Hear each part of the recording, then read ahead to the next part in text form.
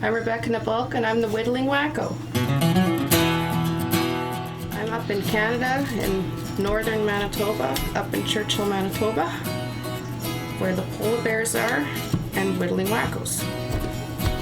I live out in Goose Creek in the middle of nowhere. It's nice and quiet.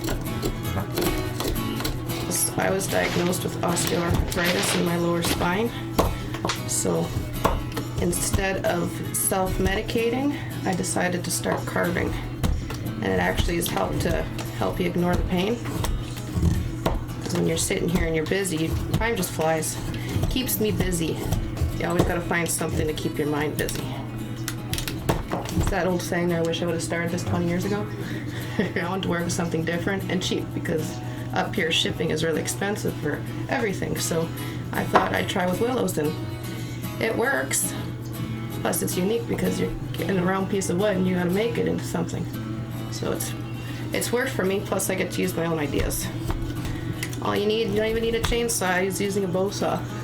Just walking around with a sled and a bow saw to get my wood. I don't try not to use electronic stuff. Probably lose a finger anyway. It's more satisfying to know that you've done everything by hand too and not used Dremels and all that kind of stuff. The challenge is like, well, can't say you can't do it, right? You gotta try it at least. So I tried it and it worked out. I like to do the polar bears, and that's gonna be for the tourists. They're never gonna be the same for all of them because I can't seem to get anything done the same twice. And then my feathers, which I'm working on now, and then I'm doing a new line of eagle feathers. And then whatever anybody wants, custom work. I make sleepyhead guys. They're like sleeping wood spirits. Those ones I like because they still smell like willow, because they still got all the bark on them. So as long as you don't treat it with lemon oil, you always got that smell of willow. Before I use a V-gouge to make the little feathery bits, gotta take out the bulk of the wood.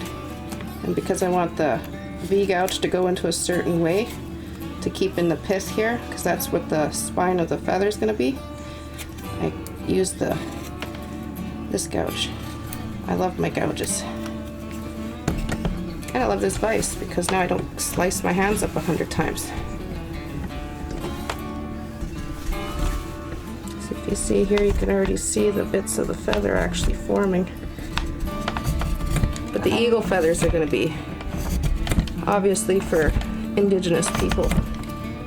I have a Métis background, so for that it's very strong for all Aboriginals to have the eagle feather.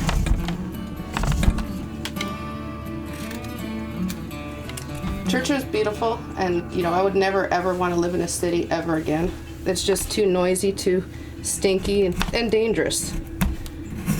But coming out to Goose Creek, it's like Churchill was heaven, and then that's just the one a little bit above heaven, because it's even more quieter and peaceful. I love it out here. You can just take a peek out the window, and goodness, there's so many baby birds. We've had wolverine in the yard, moose. Not so much wanting the bears, but they're nice to see.